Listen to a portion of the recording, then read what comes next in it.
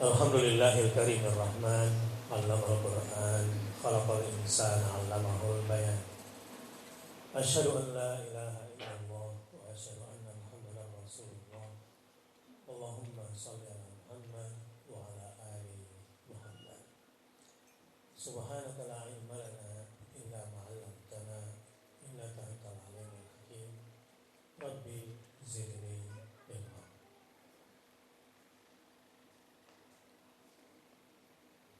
Setelah kita membahas 5 ayat surah Al-Alaq, pada malam hari ini kita coba lanjutkan, walau saya harus mengulangi sekilas dari ayat 1 agar yang minggu lalu tidak hadir bisa ingat lagi. Kalau nggak salah yang sebelumnya kan ini minggu keberapa? Tanggal berapa sih? Tanggal 5. Jadi minggu keempat bulan kemarin berarti. Kan minggu cuma 4.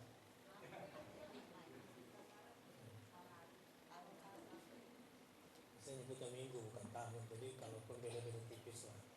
Mungkin minggu keempat tahun lalu ketemu. Enggak deh, kayaknya nggak setahun deh. Baik. Surah Al-Alaq. Cerita di balik Al-Alaq saya kira sudah sering dengar ya. Tentang Rasulullah yang ummi, kemudian direkap, kemudian turunlah surah ini. Saya langsung saja kepada konten.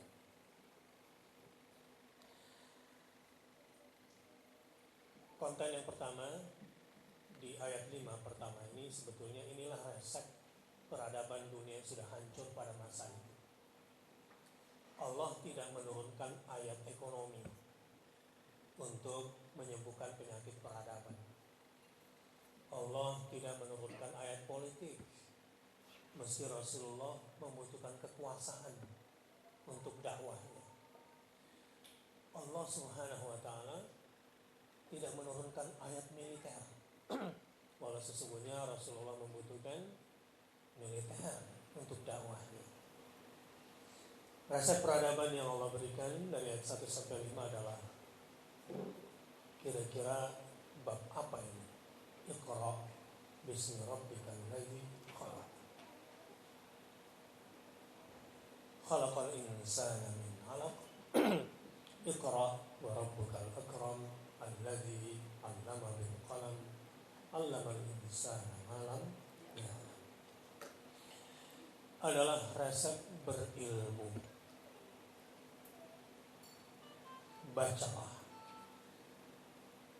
Bacalah dengan nama Tuhanmu yang telah menciptakan kamu.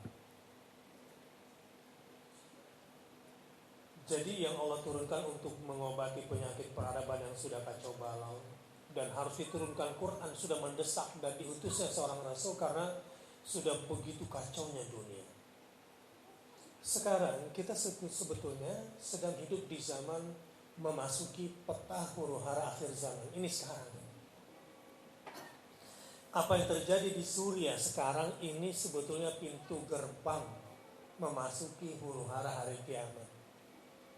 Jadi kebutuhan kita kepada Al-Quran sebagai sumber ilmu ini penting sekali. Berapa banyak orang yang tersesat saat ini gara-gara hanya percaya kepada media-media mainstream. Anak-anak yang tidak terlindungi, ilmunya luar biasa sesatnya. Saya komunikasi lagi sama anak saya. Ketika bicara soal ilmu, hati-hati di kampus. Benar ternyata. Itu dipisahkan antara agama dengan sains. Betul-betul dirusak anak kita ini. Jadi fenomena Tuhan membusuk itu hampir di semua kampus sebetulnya. Cuma di Sunan Ampel itu ya cara berpikir Nietzsche yang sekarang dipakai. Tuhan telah mati itu. Tuhan telah mantu, Tuhan membusuk. Hampir di semua kampus. Ketika saya isi bulan Ramadan di UGM, ada salah seorang dosennya bilang, Anda jangan mimpi ingin islamisasi UGM, karena sejak awal UGM ini dibuat untuk nasional. Di kelas dia bilang ini, mahasiswanya yang lapor ke saya, dosennya bilang begini, Anda yang mimpi mengislamisasikan UGM ini karena baca kitabnya ditulis yang gelarnya SWT, makanya nggak paham kampus ini. Coba kitab yang Anda baca adalah kitab yang ditulis yang gelarnya ST, kan jelas. Ini gara-gara gelarnya SWT maka nggak paham. Subhanahu wa ta'ala. SWT.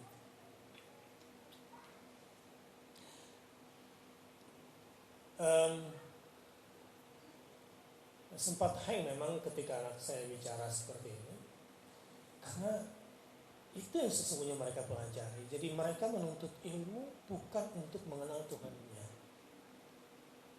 Ma huwal ilmu. Yang namanya menuntut ilmu itu apa sih? Al-ilmu dari kata-kata al-alamah, alamat, tanda, sign. Tanda-tanda yang bisa mengajak kita untuk mengenal Tuhan, itu namanya al-ilmu. Tapi ilmu sekarang mengajak kita jauh dari Tuhan. Itu al-ilmu yang artinya al-alamah. Singkatnya begitu kira-kira. Ketika dunia dalam kekacauannya, ya semua akal saya tidak bisa menerima kok patung disembah, uang dicari, jabatan, kekuasaan menjadi sesembahan baru. Apa-apaan ini semua. Malas menuntut ilmu agama. Reunian cepat. Malas menghafal. Nonton dipantengin. Malas membaca Quran. Saya juga kasihan karena saya bilang, Abi waktu kuliah di Madinah, ilmu yang kita pelajari itu supaya bisa masuk surga. Di Indonesia diurusin paspornya, kok kamu di sini malah disiksa ospeknya. Senior Abi tuh ngajarin nanti sampai di sana belajarnya gimana. Diurusin lagi kemudian visa kita, diantar sampai airport. Senior itu jemput di airport, kemudian diantarin di kampus, diajarin bagaimana cara mengisi form, diajarin kemudian sampai selimut kita pun diurusin sama senior. Enggak ada yang namanya disuruh push up, apalagi pakai peci petani ke kampus. Udah bayarnya mahal, yang belum tentu ke akhiratnya, disiksa pula. Ini bercanda saya.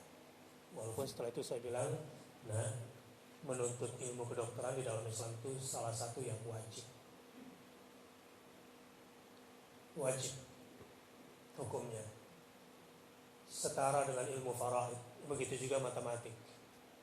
Kalau bahasa Inggris enggak. Itu masuk dalam secondary. Masuk dalam kategori, ya, tapi kalau bahasa Inggrisnya buat dakwah jadi wajib lagi nanti. Ya, yang sastra Inggris ketika dia kemudian, ini kok ke sastra Inggris larinya?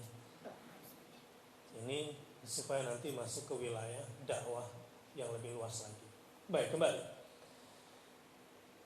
Jadi resep untuk menyembuhkan penyakit peradaban yang kacau beliau pada masa itu adalah Iqra bismi rabbikal ladzi khalaq.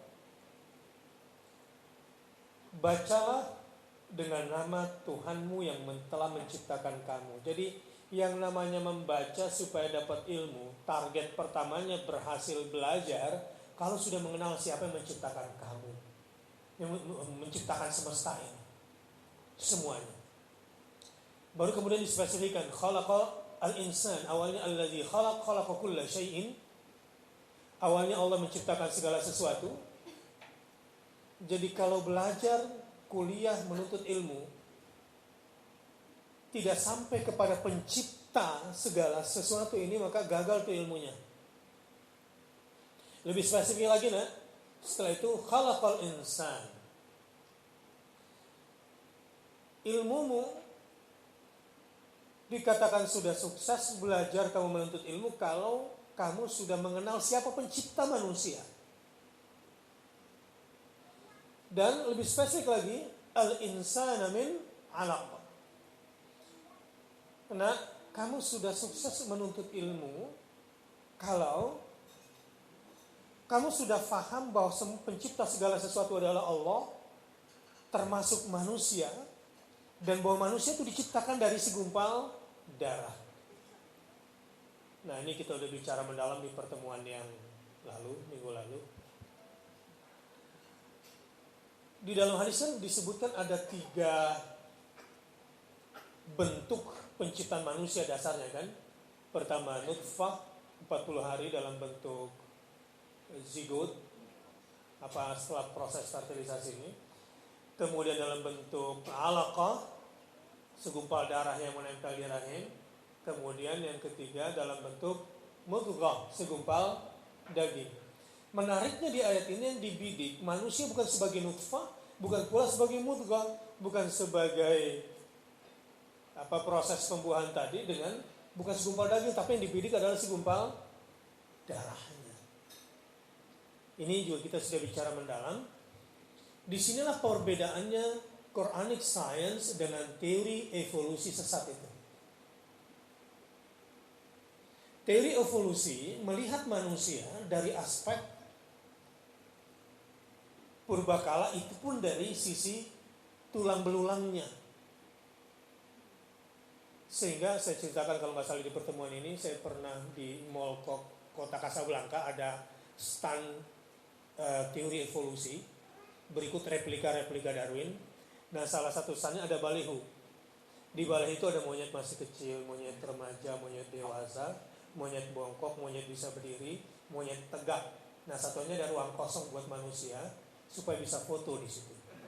Wallah, saya menyaksikan rebutan orang antri mau foto di situ supaya bisa diakui keturunan.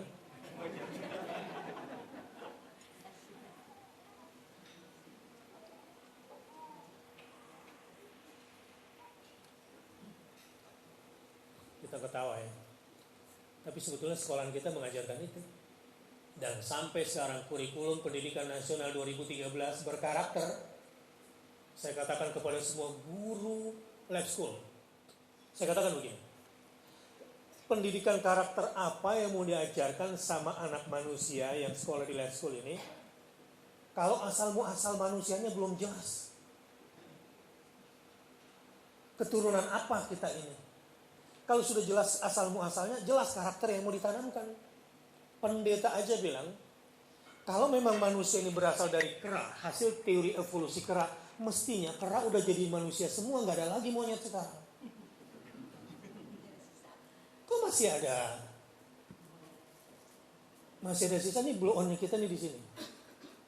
Dan mestinya kalau memang Departemen Pendidikan dan Kebudayaan Nasional masih belum berani mengeluarkan teori evolusi dalam kurikulum pendidikan nasional, mestinya karakter kera yang diajarkan kepada anak didiknya. Gimana cara loncat, gimana cara ngambil apel, gimana cara jumpalitan. Harus jelas dulu nih statusnya. Di sini kekacauan ilmu pengetahuan.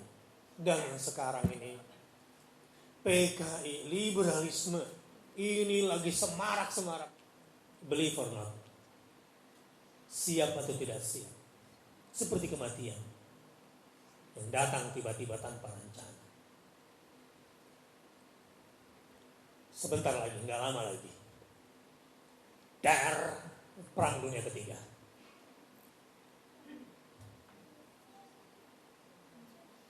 Blok Iran, Cina, Rusia, India dan gengnya, Turki dengan beberapa dunia Islam, saya nggak tahu tentang Arab Saudi, Emirat dan Mesir. Pengkhianat Yahudi di situ pemimpinnya, yang saat ini gencar, tapi sedikit dari perajaannya aja, pemimpin-pemimpinnya aja. Rakyatnya, ulamanya masih banyak yang bagus.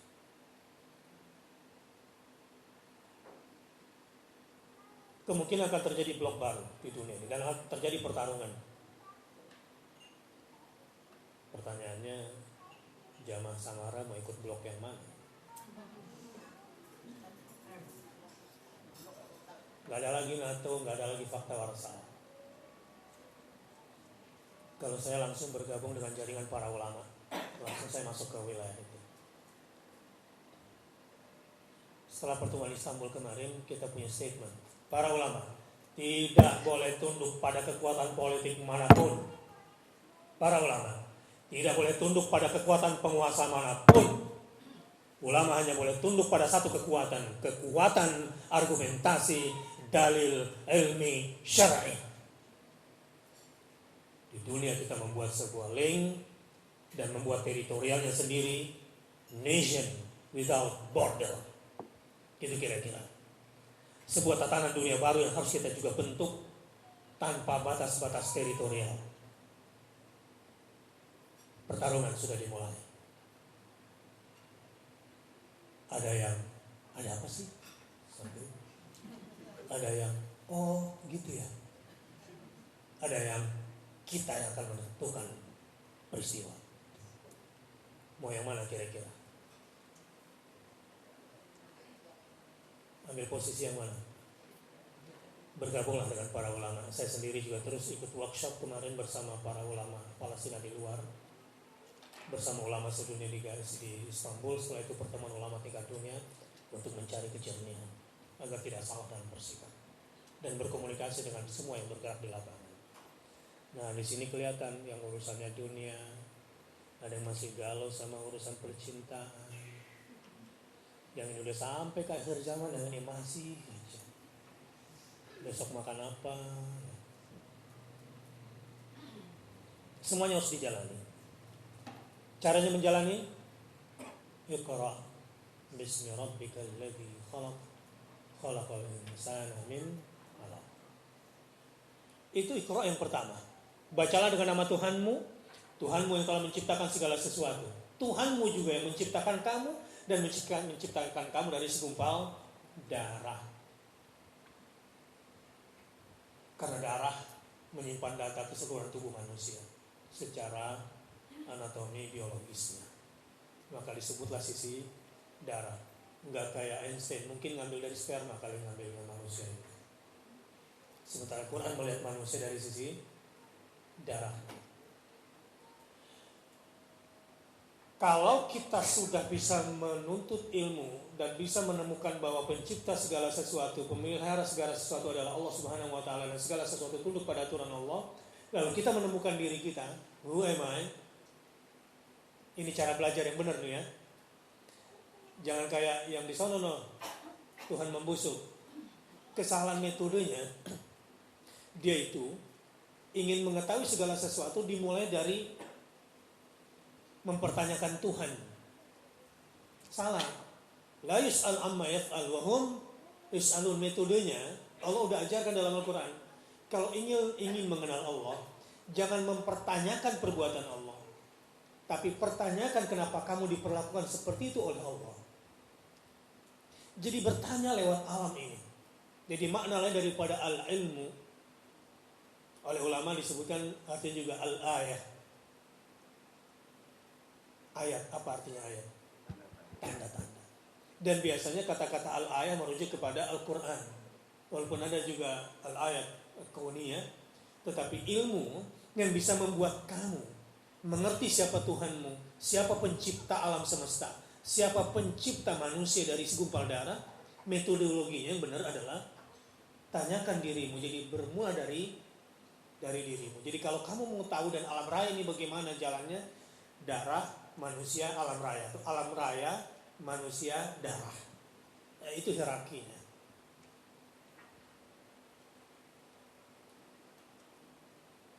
Ibu-ibu, kemarin kan saya tanya, kalau pergi ke lab supaya diketahui kondisi badan ibu, yang diperiksa apanya? Sel telurnya atau rambutnya? Darahnya kan? Kenapa darahnya? Tanya sama orang lab. Ada pegawai lab di sini.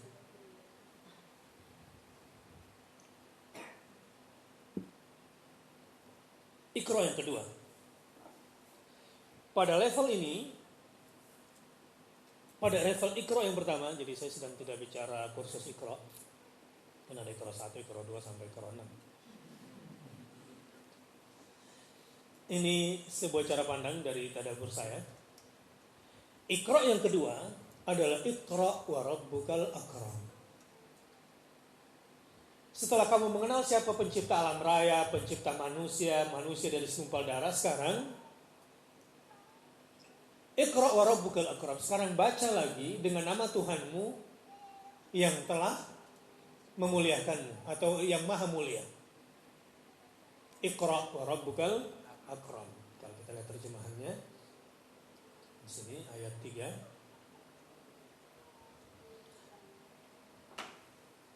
Mesti ganti terjemahan bahasa Indonesia dulu biar enak dibaca. Harus ada yang ngerjain. Proklamirkan, deklarasikan, bacalah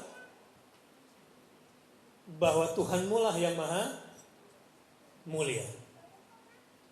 Di sini bountiful, al-akram. Nah, setelah mengenal Allah sebagai pencipta, sekarang kita mari mengenal Allah sebagai maha mulia di sini. Dari sisi apa Allah itu mulia dan kita muliakan? Allazi 'allama bil qalam. Yang telah mengajarkan manusia dengan pena. Pena, kok pena Ustaz? Iqra wa rabbukal akram allazi 'allama bil qalam. Ini ada cerita menarik tentang ayat ini, nanti saya jelaskan. Ketika penutupan Islamic Book Fair, di situ ada Anies Baswedan dan tokoh-tokoh sekuler lainnya. Biasanya mereka ini baca Quran cuma Iqra bismi rabbik. Hari itu dari kursi menuju panggung, Iqra wa rabbukal akram. Iqra wa rabbukal akram. Bacalah dengan nama Tuhanmu yang maha mulia. Saya tidak mengajak kalian untuk mengenal Iqra bismi rabbik, tetapi Iqra wa rabbukal akram. Saya mengajak kalian. Coba pikirkan. Apa jadinya dengan manusia dari sisi ilmu pengetahuan jika Allah tidak inspirasikan manusia bisa membuat pena? Apa jadinya? Apakah ada ilmu turun-temurun sampai sekarang? Kalau Allah tidak inspirasikan manusia bisa membuat pena? Pulpen, pensil yang di tangan ibu-ibu, bapak-bapak semua itu, siapa yang menginspirasikannya? Dan apa jadinya kalau di dunia ini tidak ada pena? Jadi orang mulia datang ke pengajian biasanya bawa pena dan bawa kertas. Kalau enggak berarti udah hafal, ya bisa hafal dari awal sampai hebat gitu. Ibarat berburu, nggak bawa tali. Jadi ngejar babi ditangkap sendiri. Tetapi di ayat ini tekanannya juga bisa berarti allazi 'allama bil qalam, yang mengajarkan manusia dengan perantaraan qalam, pena. Makhluk pertama yang Allah ciptakan setelah arsy adalah pena. Allah perintahkan kepada pena untuk menulis segala sesuatu. Setelah semua dituliskan barulah kemudian terjadilah. Jadi pena yang ada di tangan kita ini sebetulnya sebuah inspirasi besar. Dan pena yang bisa merubah manusia dari masa ke masa. Betapa besarnya fungsi pena itu. Allazi 'allama bil qalam. Tetapi al-qalam yang satu ini bukanlah pena biasa. Disinilah perbedaan satu guru dengan guru yang lain. Di sini perbedaannya. Ada dai yang kelas kultural, ceramah, jamaah banyak, kelas populer selesai. Ini kultural biasa. Gak ada gerakan yang bisa dia penumpang ini. Ini pesantren pendidikan selesai. Tapi ada ulama dari below the line yang membuat jaringan gerakan ke seluruh dunia. Ini juga mereka yang melakukan gerakan-gerakan besar. Jadi kalau mau belajar ada above the line, itu ada yang ini gerakannya lebih banyak paham. Dan apa yang dikerjakannya sungguh-sungguh dan dia tahu apa harus dia lakukan. Mau dibawa kemana umat 5 tahun, 10 tahun, 50 tahun ke depan. Ilmu apa yang harus diajarkan? Bukan soal populer atau tidak populer. Disuka itu tidak disuka. Nah, anak-anak muda ya harus berani main dengan kelompok-kelompok yang punya jaringan strategi seperti ini. Allama bil qalam, allama al-insana ma lam ya'lam. Pena yang satu ini yang diinspirasikan oleh Allah Subhanahu wa taala yang mengajarkan kepada manusia hal-hal yang tidak pernah diketahui oleh manusia. Bahkan tentang dirinya sendiri. Kita nih nggak kenal siapa diri kita. Orang bilang keturunan monyet pun nurut aja.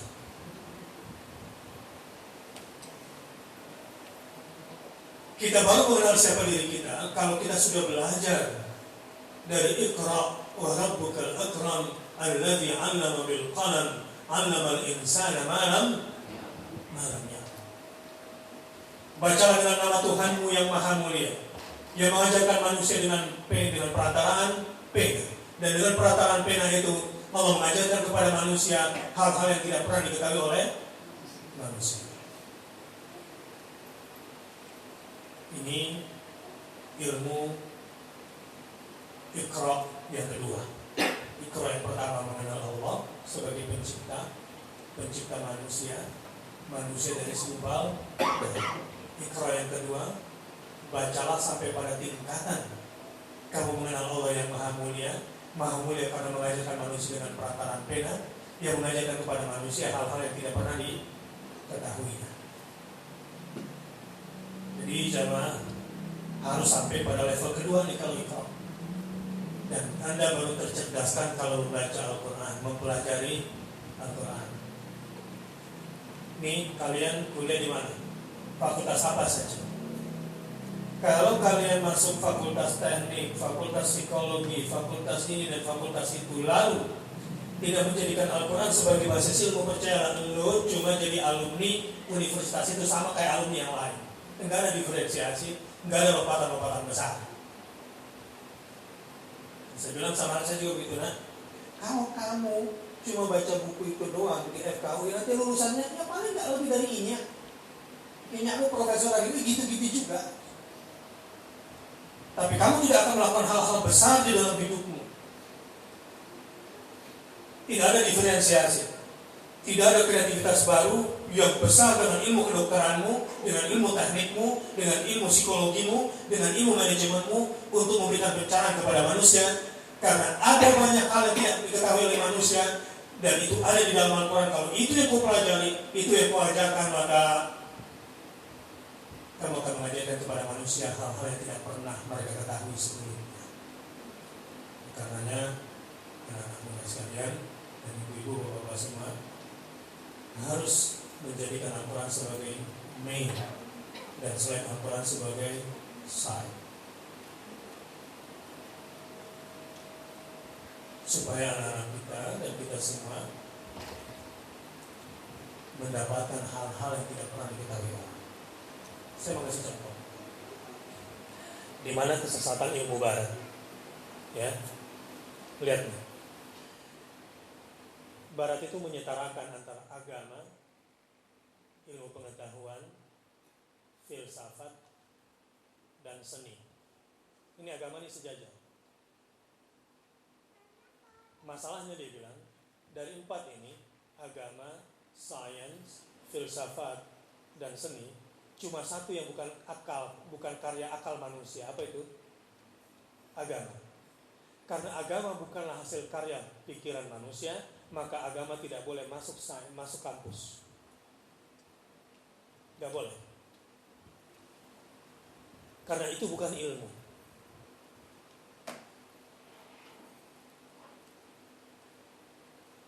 Yang ilmu itu yang 3 ini, sains dalam persepsi mereka, filsafat menurut para filsuf, dan seni di sisi lain menurut para seniman. Dan agama gak boleh masuk di situ. Dan karena agama bukan karya akal manusia, maka dia tidak disebut sebagai pengetahuan. Oke, sampai di sini dulu. Kita hilangkan dulu agama. Kita lihat sehebat apa sih orang ini dalam ilmu filsafat mereka yang paling tinggi. Bahwa ilmu filsafat itu universal, substantif, artinya kalau kita belajar filsafat itu menyeluruh, hebat. Yang kedua, substantif, langsung kepada inti persoalan. Cuma masalahnya yang ketiga, karena ini hasil akal, dia bilang, maka spekulatif. Output daripada ilmu filsafat ini untung-untungan. Jadi selamanya manusia tidak akan pernah sampai pada kebenaran absolut, kebenaran mutlak. Sampai di sini. Jadi menyeluruh, mendasar dan spekulatif. Keberatan ya? Lihat, cara mereka mencapai kebenaran itu dengan 3 pola dalam ilmu filsafat. Berpikir menyeluruh, berpikir mendasar, tapi pada akhirnya spekulatif. Spekulatif itu untung-untungan, judi lah, kira-kira begitu. Jadi kebenaran yang mereka peroleh sebetulnya kebenaran spekulatif. Satu kasus. Mereka akan sampai pada puncak kebenaran kalau sudah bersifat empiris. Yang kedua, jadi mereka mempercayai kebenaran kalau kebenaran itu bersifat empiris, terbukti, kenyataan, ada buktinya, dan berulang-ulang terjadi. Habis makan kenyang, akhir bulan setelah kerja dapat. Padahal mendung tak berarti hujan. Banyak orang habis makan ya tetap aja lapar, marut, gitu ya. Jadi mereka tidak pernah mau menerima kebenaran dari luar yang tidak logis dan tidak empiris, gitu kira-kira. Apa sih yang disebut dengan logis? Kalau ada orang bilang benar, ini masuk akal, berarti kalau masuk akal benar atau salah? Benar, kayaknya nggak masuk akal deh, artinya salah, nggak logis. Jadi bagi mereka kebenaran itu kalau masuk. Sekarang apa yang disebut masuk akal? Masuk akal itu kalau diinput oleh panca indera. Sementara panca indera ini nggak pernah tahu di mana iblis, di mana malaikat, di mana surga, di mana neraka, apalagi di mana Tuhan. Nggak pernah panca indera mereka ini bisa sampai ke sana. Tapi mereka mengabaikan itu. Jadi apa yang disebut dengan logis dalam bahasa manusia sebetulnya bermasalah. Baru kemudian secara empiris dibuktikan ternyata pembuktiannya memang seperti ini. Pada tingkat dasar cara berpikir ini bagus, kita harus pakai. Tapi hasilnya tidak akan pernah sampai pada puncak kebenaran, nggak akan pernah bisa sampai. Contoh, orang yang logis itu biasanya hanya mempercayai sesuatu yang masuk akal. Masuk akal artinya sesuai dengan panca indera dia, ya kan? Yang kedua, dia hanya mempercayai sesuatu kalau memang terbukti, nyata, secara empiris, gitu kira-kira. Kelihatannya keren kan? Padahal enggak juga, blow on sebetulnya. Nah ini sekalian, tadi saya telepon Pak Haiban. Mohon maaf karena pas di mana tadi saya di Jatiasi agak sering merayap dan hujan lebat. Beliau, ya oke, saya terima kasih. Dia menerima kebenaran dari saya. Logis kan? Kalau tidak diikut pakai panca indera Pak Haiban sendiri. Ya, hanya kabar, informasi dari saya. Dua empiris. Saya tanya, Mas, kesana hujan deras nggak? Enggak, tadi aja sih di sini masih gerimis, padahal di situ hujan. Terus beliau percaya aja. Artinya, Pak Haiban tadi menerima kebenaran tidak logis dan tidak empiris. Dan dalam banyak hal sebetulnya cara kita menjalani hidup sebetulnya banyak yang tidak logis dan tidak. Betapa bahayanya orang-orang yang hanya mau memahami kebenaran berdasarkan logikanya sendiri dan pembuktiannya sendiri. Harusnya Pak Iman gak bisa percaya. Karena kebenaran menurut teori filsafat harus berdasarkan ya bukti-bukti empiris yang logis. Nah, karena mereka tidak punya metode itu, makanya tersesatlah mereka. Nah, beruntunglah mereka-mereka yang punya pegangan kebenaran yang absolut yang bernama Alkitab dan As-Sunnah, karena kita banyak mendapatkan informasi-informasi valid dari Allah dan dari Rasulnya. Dan itu sebetulnya yang paling real, yang paling logis, dan itu sebetulnya empiris. Beruntunglah orang-orang beriman. Makanya jalan hidupnya orang-orang yang beriman itu jelas, enak, karena mau mendengarkan informasi dari Allah. Dan mereka yang gak mau dengar, gimana caranya kira-kira menjalani hidup itu? Hanya yang masuk akal semua. Padahal pada akhirnya nanti di dalam kehidupan sehari-hari banyak yang gak masuk akal yang dia jalani. Contoh, saya pernah kecewa pulang dari China, lalu kemudian di samping saya ada orang Kanada, ya, orang Kanada. Kita menjadi turis bareng berdua ke tembok Cina berdua. Ganteng, tapi dia baru saja divorce sama istrinya dan sering memperlihatkan foto anak perempuan yang sama saya. Ganteng. Kalau kita jalan sama dia berdua, nggak ada yang lihat gue.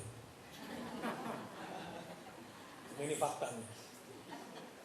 Asli, masih muda, ganteng banget dia, jalan banget sama dia. Terus playboy juga, habis lah. Untuk terjaga kita masa saat itu. Tapi saya dengan tahu jalan, sampai akhirnya kita masuk ke Fakultas Kedokteran Alternatif Cina. Masuk ke sana. Kan biasanya kalau kita jalan-jalan kan masuk ke sana ya, kalau nggak salah. Kalau waktu kita jalan bareng itu loh.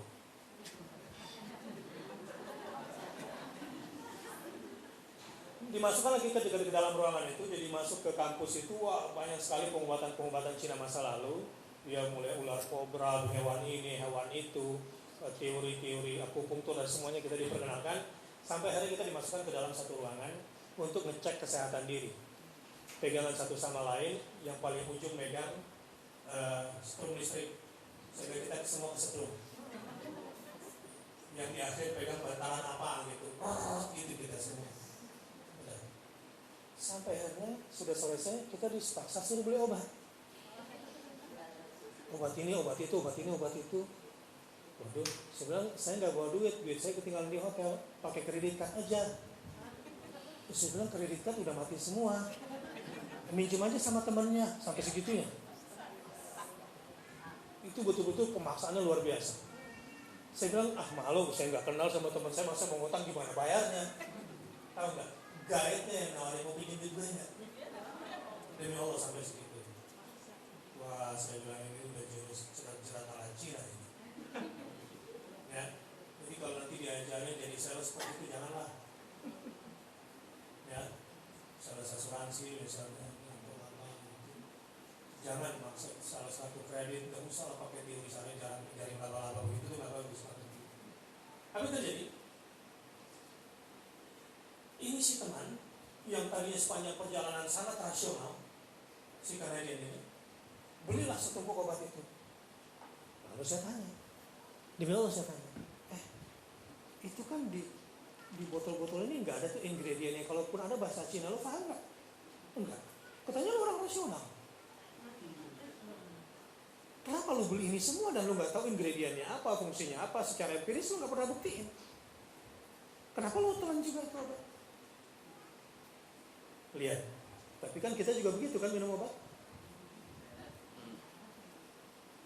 Kalau kata dokter ditelan semuanya, benar salah, telan semua.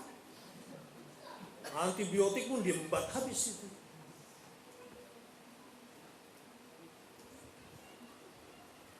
Kemarin saya ke dokter kulit. Bedanya dokter kulit sama dokter bedah. Dokter kulit itu agak-agak lebih sensitif. Gimana caranya supaya nggak sakit. Setelah itu kemudian dikasih salep, terus harus minum antibiotik yang paten lagi 7 hari. Setelah itu harus kontrol lagi, lah cuma kutil doang. Wow, cuma kutil doang sedikit. Itu ada sedikit daging bisa di belakang gitu kan, saya coba iseng-iseng aja, oh sebegitunya ya. Akhirnya nggak ada yang saya telan tuh obatnya. Ini baik-baik aja, cuma dagangannya ini loh.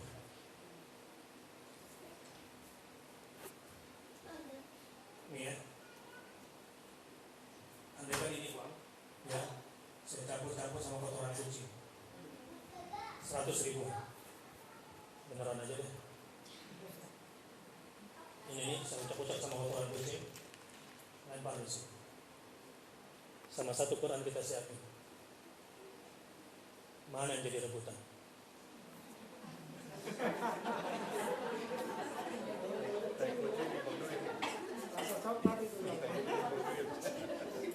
Nih, udah gue ingat tidak tuh. Masih direbutin ya? Kenapa? Kenapa Quran nggak sampai segitu?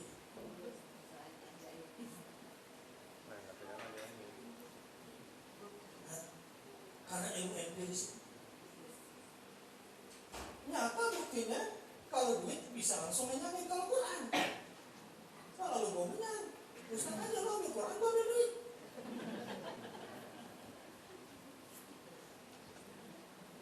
Ya,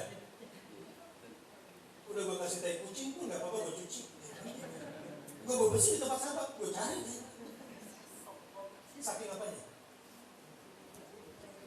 Saking logisnya dan saking empirisnya. Orang rela menggunakan dunia hanya untuk disuruh ngaji, menuntut ilmu yang sebetulnya ini sumber untuk mendapatkan jangankan dunia, kata Rasulullah, dunia dan seisinya enggak sebanding dengan subhanallah, alhamdulillah, Allahu akbar, enggak akan sebanding. Tapi apa orang tertarik? Ini ilmu apa yang masuk? Ini teori empiris mana yang masuk? Kok sampai segitu?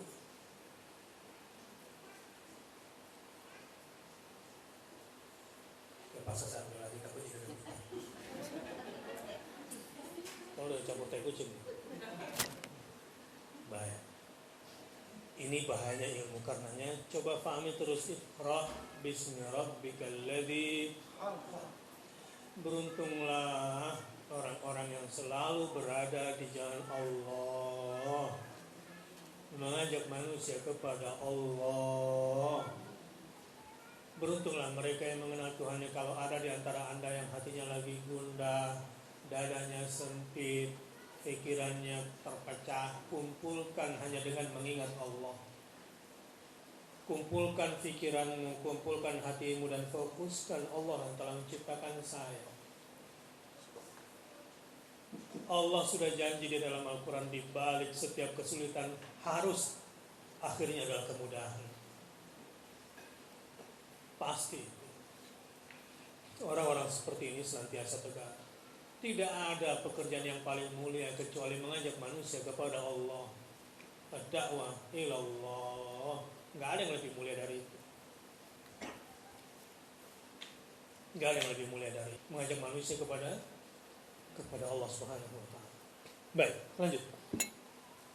Tapi sayang, kalla innal insana layatgha. Sayangnya manusia itu disebutkan ayat ini. Ketahuilah, sesungguhnya manusia benar-benar melampaui batas. Apa bentuk melampaui batasnya? Ar-ra'ahu istaghna. Karena dia melihat dirinya serba cukup. Ya, mahasiswa di Sunan Ampel berkata, selamat datang di kampus tak bertuhan. Tuhan pun kami tantang.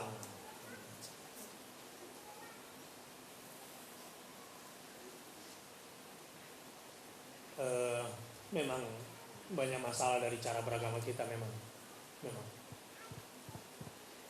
Sehingga banyak generasi kita yang nggak puas dengan cara beragama orang tua ini.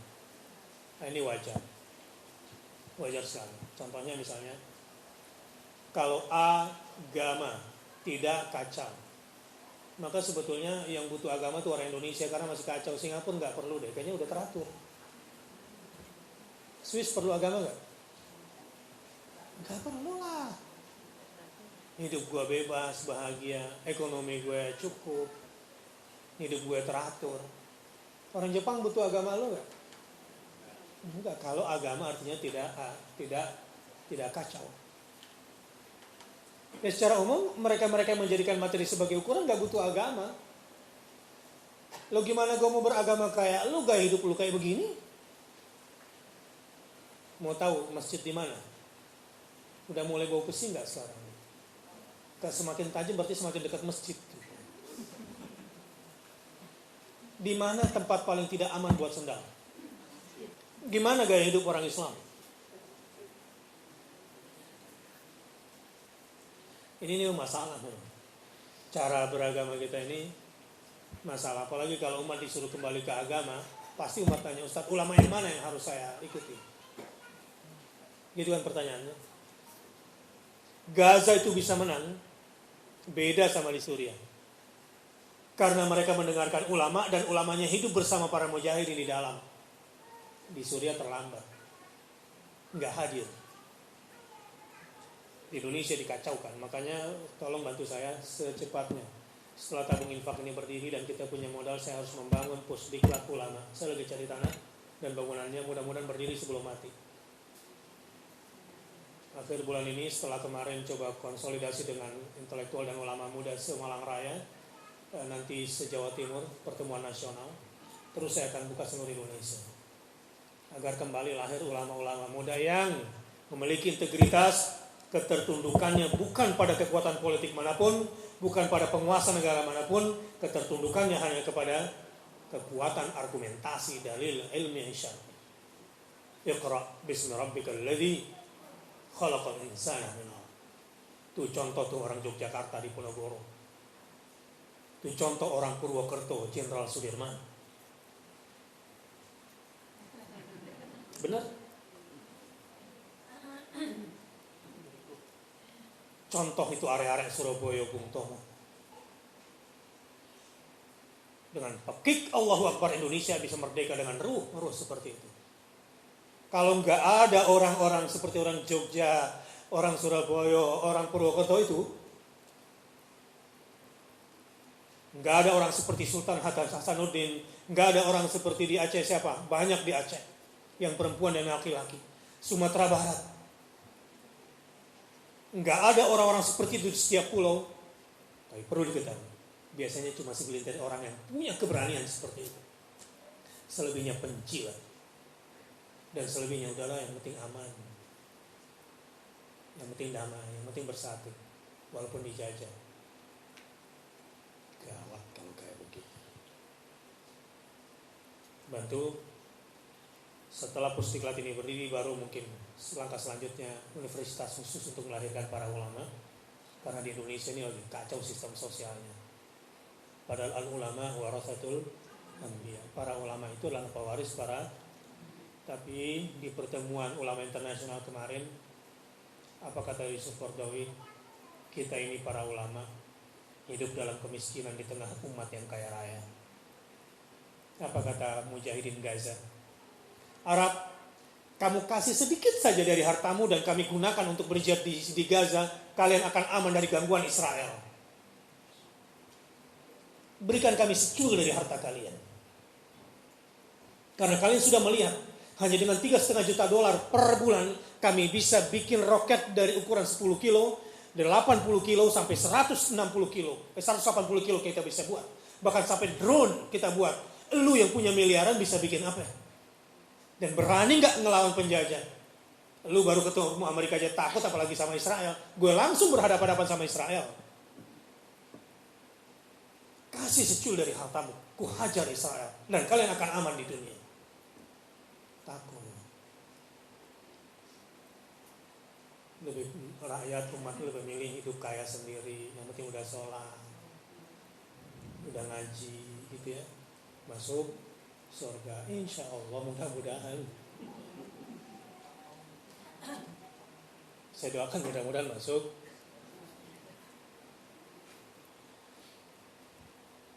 Tapi seandainya begitu semua masyarakat tidak ada semodel orang-orang itu tadi setiap pulau, kira-kira bisa merdeka Indonesia? Tidak. Kalla innal insana la yatgha ar-ra'ahus. Manusia ini melampaui batas. Tidak iqra bismi rabbik, tidak iqra wa rabbukal akram. Yang kedua, karena dia melihat dirinya serba cukup. Ya gue gak perlu agama, gue gak perlu Tuhan. Lu aja deh yang berdoa, lu aja yang sholat. Di kantor-kantor, ya, kecuali kantornya Pak Heban tentunya, susah nyari direksi rajin sholat jamaah. Karena dia merasa cukup. Yang sholat jamaah tuh yang bawahan aja. Susah. Tapi kadang-kadang kalau saya diundang kantor tuh suka malas. Ada nggak direksi lo di situ? Nyuruh-nyuruh gue perbaikin pegawai lo, direksinya kagak turun.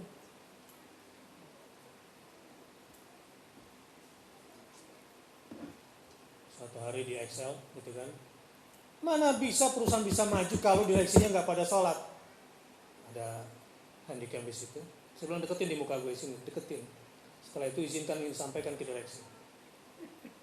Sebagai bentuk rasa sayang dan kasihan saya sama mereka. Saya kira nggak diundang lagi, tapi masih mengundang lagi anak-anak. Memang harus ada yang berani mengingatkan. Baik. Karena merasa diri sudah cukup. Apalagi nggak belajar ngaji nih. Anak muda, kata orang bijak India, ada 6 penyebab miskin. 1, banyak tidur.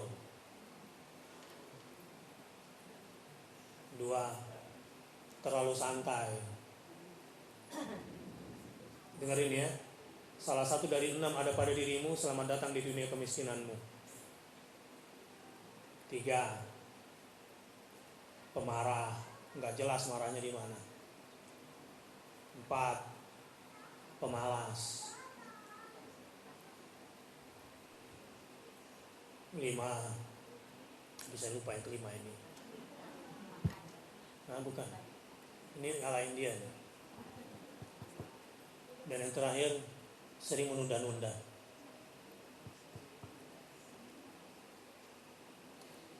Suka menunda-nunda.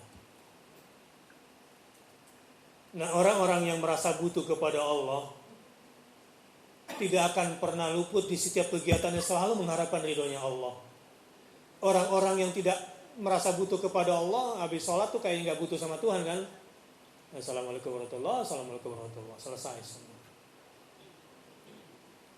Orang-orang yang merasa butuh kepada Allah sebelum kerja, sebelum berangkat ke kantor, dia yakin betul kalau ini rezeki itu dari Allah. Udahlah, kalau udah mau pikir maksiat, lu bisnis apa aja pokoknya. Kalau udah dipikir maksiat nih, walaupun kelihatan bakal untung gede, tinggalin deh.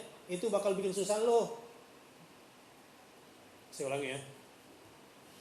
Orang yang merasa butuh kepada Allah dan yakin rezekinya berasal dari Allah, hari ini bakal dapat proyek gede nih. Tapi pakai cara-cara gitu deh. Rada-rada maksiat dikit, janganlah. Pasti ujungnya bakal berantakan. Karena orang ini sadar bahwa segala sesuatu hanya bisa didapat dari Allah, yang bisa memenuhi kebutuhannya hanya Allah, maka ya jalan hidupnya selalu berjalan pada jalan-jalan yang diridhoi oleh Allah Subhanahu wa ta'ala. Nah kemarin di bulan Ramadan saya tersentuh. Beberapa anak muda menangis. Ustaz, kirim saya ke Suriah Ustaz. Saya tidak rela hidup saya seperti ini, sementara saudara saya di sana dibantai. Saya ingin menghadap Allah dalam keadaan mati syahid Ustaz. Yang udah sampai sana, walaupun saya larang jalan sendiri, saya bilang boleh kamu berangkat, tapi hafal dulu Quran, hafal dulu hadis. Karena kekuatan itu dari dalam tubuh. Gue diam-diam berangkat sendiri ke sana. Tiba-tiba ngirim foto pakai AK-47 di atas tank. Satu lagi di atas pesawat hasil rampasan helikopter. Saya mau gimana hafalan kamu? Ya maaf Ustaz, saya melanggar antum untuk sampai di sini. Ya gimana hafalannya? Ternyata Ustaz, hafalan saya di sini lebih banyak karena saya di tanah yang diberkahi. Maksud kamu? Ya setiap kami ribat, jaga malam, jaga siang di perbatasan, terlalu banyak waktu untuk menghafal. Dan ternyata lebih cepat menghafal di sini. Bagus terus.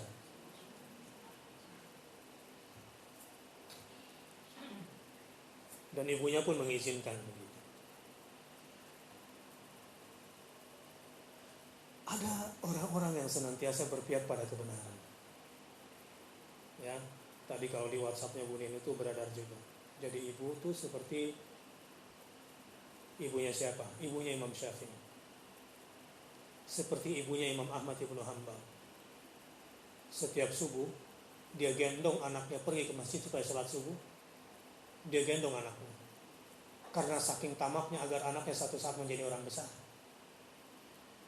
Anak laki-laki harus pergi ke masjid.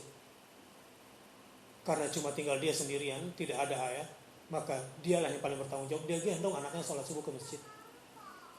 Walaupun kewajiban untuk laki-laki. Kalau ibu-ibu kan punya alasan. Yang wajib ke masjid laki-laki, yang perempuan. Terus anak lu gimana? Masih kecil, kesian. Nah, orang-orang yang tidak merasa cukup dengan pendidikan dirinya, kan anak saya udah sekolah, anak saya udah TPA, nggak cukup. Harus ibunya. Harus ibunya. Inna ila rabbika ruj'a. Sesungguhnya kepada Tuhanmu lah tempat kembali. Kita diingatkan oleh Allah Subhanahu wa taala agar tidak melampaui batas, agar tidak merasa enggak butuh sama Allah. Diingatkan inna ila rabbikar ruj'a, tempat kembalimu tuh ke Allah. Inna lillahi wa inna ilaihi raji'un. Coba bayangkan suatu hari kita ada di kuburan. Andai kan ini kuburan. Orang yang sekarang berada di dalam kubur itu sama kayak kita, lagi senang-senang, lagi berpikir bagaimana masa depan, di mana bisnis, di mana karir. Itu sekarang bayangin ada orang di dalam kubur. Yang di dalam kubur itu waktu masih hidup sama kayak kita, semua aman-amannya mimpi-mimpi. Orang di dalam kubur sama kayak kita, nanti menjelang kematian keluarga semua pada tangis. Orang yang sekarang ada di dalam kubur ini dulu sama kelakuannya kayak kita, tapi bagaimana nasibnya sekarang dan bagaimana kita kalau menjadi seperti mereka sudah berada di dalam kubur. Inna ila rabbika ruj'a. Ingatlah, satu hari Rasulullah SAW datang ke kuburan. Kafa bil mauti wa'idha. Cukuplah kematian sebagai nasihat. Lihada falyuhidda. Kata Rasulullah, hai semua yang hidup, kalian itu hidup mempersiapkan untuk memasuki ini nih, persiapan untuk masuk ke dalam kubur, masuk ke dalam kubur. Ada orang kaya, terkaya di Arab, saya ingin sebutkan namanya, asetnya triliunan. Satu hari dalam perjalanan bisnisnya sakit, entah di mana ditolong oleh seseorang yang tidak mengenal dia dan bukan keluarganya. Dalam perjalanan rumah sakit di sebuah kampung meninggal dunia.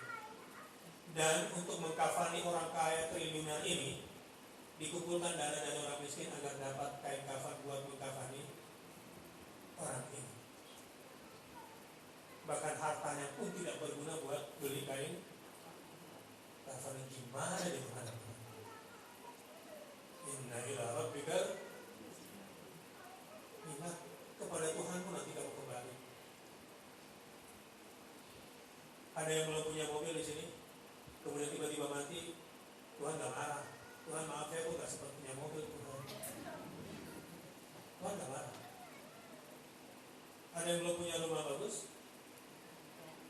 tiba-tiba mati nanti, kenapa kamu belum punya rumah gitu? Tuhan nanya. Allah gak marah kalau lo mati gak punya rumah. Maka saya bangga dengan orang-orang yang berjuang di jalan Allah. Obsesinya tinggi, asli tinggi, enggak rendah, enggak mati, enggak mati. Ridho Allah terus.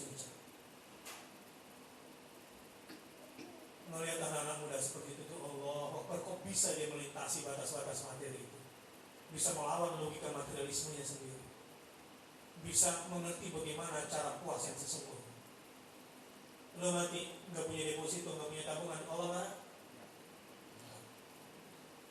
Yang masalah kalau lo mati, nggak bawa iman dan amal soleh. Ini baru masalah. Lihat daftarnya, dan kalian hidup untuk ini. Maka kadang-kadang saya suka ingatkan diri saya, kalau gue udah bisa bikin ini, gue bisa bikin itu, mati gue puas gue mati gue gitu. Jadi cita-cita kita tuh menjadi besar, visioner, jauh melintasi batas-batas materi, apalagi materi dunia aja lewat. Makanya orang-orang inna ila rabbika ruj'a yang menjadi obsesi dalam hidup adalah berjumpai Allah, mengajak manusia kepada Allah, bagaimana berakhlak mulia, dan yang menjadi tujuan akhirat. Mana di akhirat? Mana yang laku di akhirat? Perbuatan apa di dunia membuat saya bahagia di akhirat? Itu yang ada di kepalanya. Itu menjadi obsesi. Anak saya sampai kaget, nak, berapapun yang kamu keluarkan buat kuliahmu, selama Abi masih hidup, Abi bayarin berapapun ke negara manapun, Abi akan kerja keras. Tapi kalau untuk Quran, Abi siapin layar. Bukan cuma uang saja. Untuk menancapkan mana yang mulia dan mana yang lebih mulia. Inna ila rabbika. Sekarang jalan menuju Allah, kembali kepada Allah lewat jalan mana? Metro Pondok Indah, Tamrin atau jalan Rasul Said menuju Allah? Siratal, jalan yang lurus. Al-Quran itulah jalan yang lurus. Jadi baca satu-satu doktrin, logika, kemudian teman-teman yang empiris katanya, sudah di jalan itu. Nikmati juga. Kita nggak takut kehilangan sesuatu, nggak takut menghadapi sesuatu. Yang kita takutkan adalah kehilangan kasih sayang. Yang paling kita takuti adalah kalau kita kemudian menghadap Allah, lalu tidak ada bekal iman dan amal soleh. Makanya orang-orang yang selalu ingat kembali kepada Allah itu, ya ringan dia berbuat sesuatu. Beredar kan ceritanya Utsman bin Affan, yang rekeningnya sampai sekarang setelah 1400 tahun masih ada. Kenapa? Karena benar cara berpikirnya benar. Utsman itu. Wa mathalul ladzina yunfiquna amwalahum ibtigha'a mardatillahi wa tathbitan min anfusihim kamathali jannatin birabwa. Di ceritanya Utsman bin Affan itu, udah tahu kan ceritanya ya? Rumah. Ini yang diceritakan di ini sedikit saya agak detail ceritanya. Orang Mekah itu dulu biasa minum air Zam-Zam. Lihat tuh, cara orang itu kalau mencari Allah ini begini. Mereka kemudian berhijrah sampai di Madinah. Waktu di Mekah berlimpah air Zam-Zam, sampai di Madinah susah air. Ada satu sumur yang rasa airnya itu kayak air Zam-Zam gitu. 15 menit dari Masjid Nabawi kalau kita ke tempat itu namanya Bi'rul Rumah. Tapi pembeli itu orang Yahudi yang pelit. Curhatlah sahabat Muhajirin kepada Rasulullah, ya Rasulullah, kami ini selalu kekurangan air bersih. Terus ada satu sumur di sana pernah kami kecap sedikit sekali, rasanya seperti air Zam-Zam. Bolehkah kami bisa mendapatkan air itu ya Rasulullah? Rasulullah kemudian datang. Inilah pemimpin, belain umatnya gimana supaya bisa minum, bukan malah minum sumur ayam dengan berbagai macam pajak nih. Negosiasi lah Rasulullah, nolak sih aku ini. Saya cuma butuh harta, gak usah doain saya. Karena ada fatwa Rasulullah SAW, man hafara bi'r rumah dakhala al-jannah. Siapa yang menggali sumur rumah untuk minum orang-orang muhajir ini, maka akan masuk surga. Dia bilang, aku gak butuh surga, aku butuh duit. Rasulullah bukan orang kaya, dan Rasulullah kan ada duit hidupnya. Baliklah ketemu pengusaha. Ya, ini tugas pengusaha.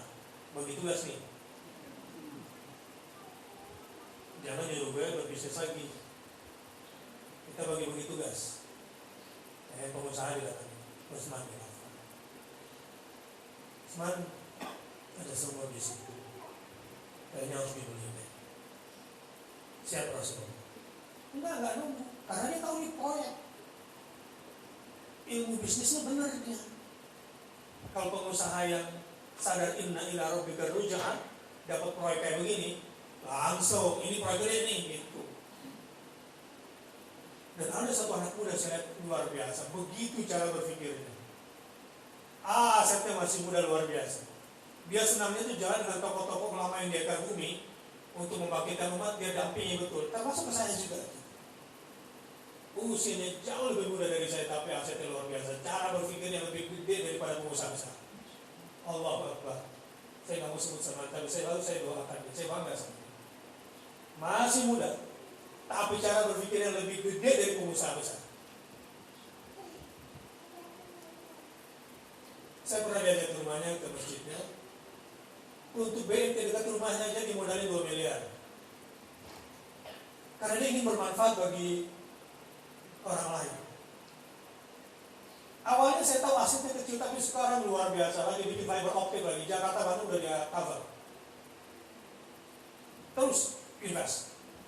Sekarang lagi di Palu, besok pulang katanya mau ketemu saya lagi habis beli pabrik arang, pabrik batok. Datanglah Rasulullah ke Usman bin Affan. Usman, ada gini kasus. Siap Rasulullah. Pergilah ke Yahudi. Bisa aku beli semua kok? Oh sorry, tidak beli. Kecuali lu bayar mahal. Tapi kayaknya gue gak bayar, gue jual. Bener nih, ditawar nih gak mau juga. Usman gak kalah cerdik maksud saya. Begini aja deh, semua aset semua lu gak hilang, tapi lu dapat duit. Gimana caranya? Ini, gue beli separuh semua lu. Maksudnya gimana separuh gitu? Kagak lah. Sehari untuk gue, sehari untuk lu. Kan tiap hari muncul terus ke matahari. Ya juga. Berapa? Bayar mahal ya, 5M cash. Dibayar 20.000 dinar. 5 miliar pada masa.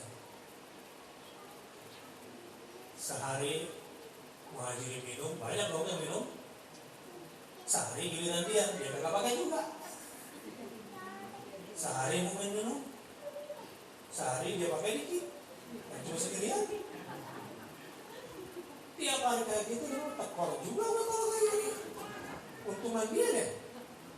Udah bayar sepenuhnya, bayarlah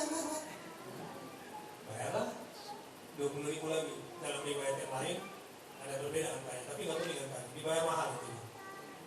Itu dalam riwayat. Lihat kalau orang bertahan ya. Anehnya setelah sumur itu diwakafkan betul untuk umat. Jadi saya jadi mimpi, pokoknya saya harus buat muslimat ulama dulu untuk melantik ulama leader di Indonesia dan ulama spesialis. Baru kemudian ada universitas. Puas gue mati, tapi itu harus wakaf manusia. Gue pengen mati dengan kayak gitu kira-kira. Syukur-syukur bisa mati syahid di medan jihad, Allahu Akbar. Kemarin saya ngobrol sama anak saya sebelum ke Turki, saya pengen ke Syria. Saya bilang sama anak saya namanya Yanti, dia lagi pulang juga dari sana. Tapi mau ke Syria gimana nih? Tapi urusan di Indonesia aja dia khusus untuk perang-perang terus bentar lagi Aldi aja yang pergi gitu. Bagus, seru.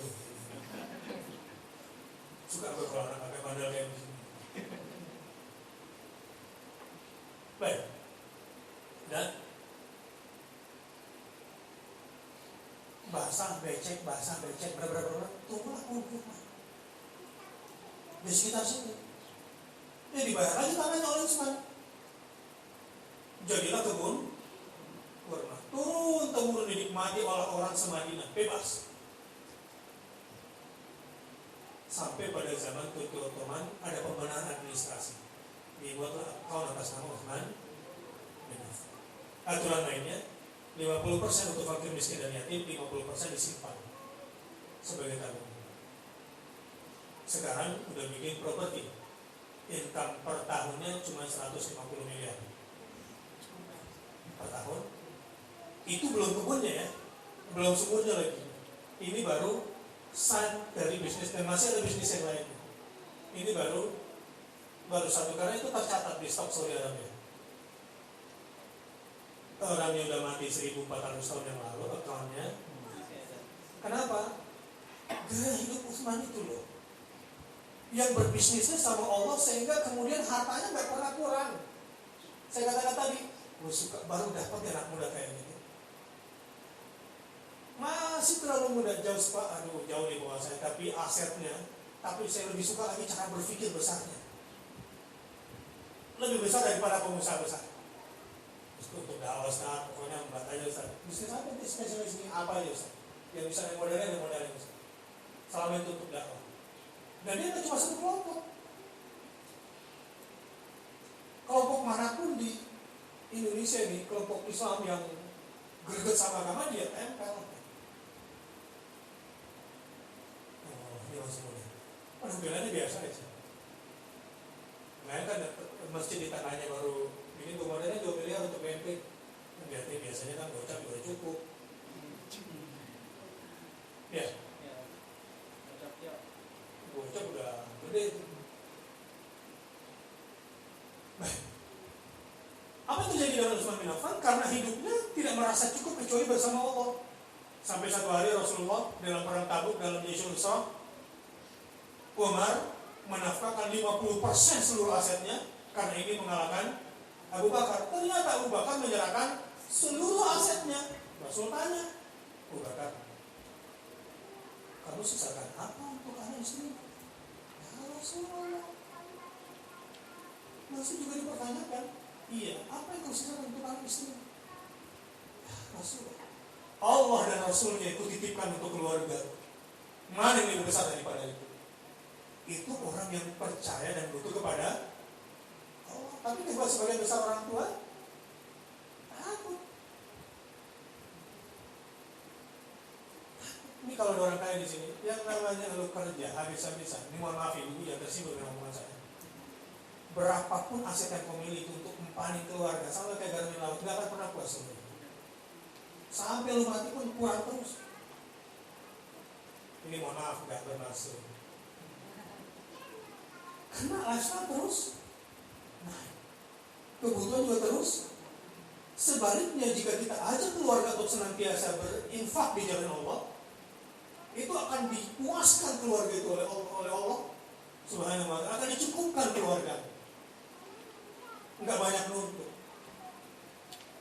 Baik. Belum cukup, kata Rasulullah. Siapa lagi yang ingin berinfak di jalan Allah? Aku ya Rasulullah, kata Utsman. 100 ekor unta perang berikut barang yang ada di atasnya. Oke, terima kasih Utsman. Ada yang lain? Utsman kata lagi, saya Rasulullah, berapa? 200. Oke, cukup, terima kasih Utsman. Ada lagi yang lain? Saya lagi ya Rasulullah, 300. Setelah dihitung omset kebutuhan perang, Utsman sendirian itu nyumbang 1/3 daripada perang Tabuk itu. Satu orang. Belum terbaik kali sekarang.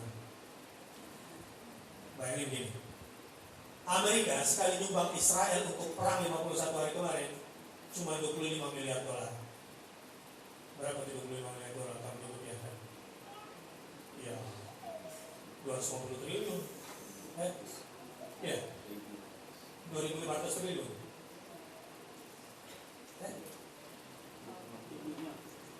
25 triliun ya. 20 miliar dolar, oke, 25 triliun. Itu sumbangannya. Sementara kebutuhan Gaza untuk perang setiap bulan cuma 3,5 juta dolar. Oke, kita ambil yang miskin aja deh. 1/3 dari 3,5 juta dolar ya kira-kira ya 1,5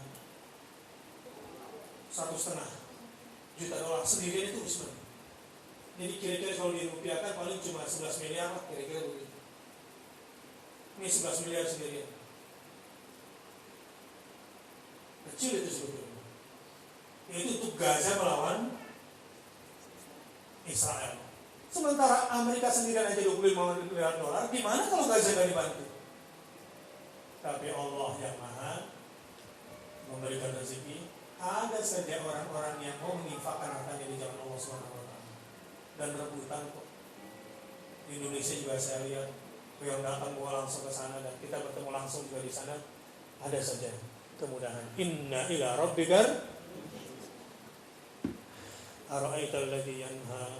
Tapi ada orang-orang yang memang kerjaannya, lihat nih, ara'aital ladzi yanha, ada Abu Jahal, ada Abu Lahab. Bagaimana pendapatmu tentang orang yang melarang? Melarang apa? Abdan idza shalla. Muhammad dan para pengikutnya yang sholat dilarang-larang. Ara'aita in kana 'alal huda. Bagaimana pendapatmu jika orang yang melarang itu berada di atas kebenaran? Bagaimana pendapat, ini salah terjemahan nih. Ara'aita in kana 'alal huda.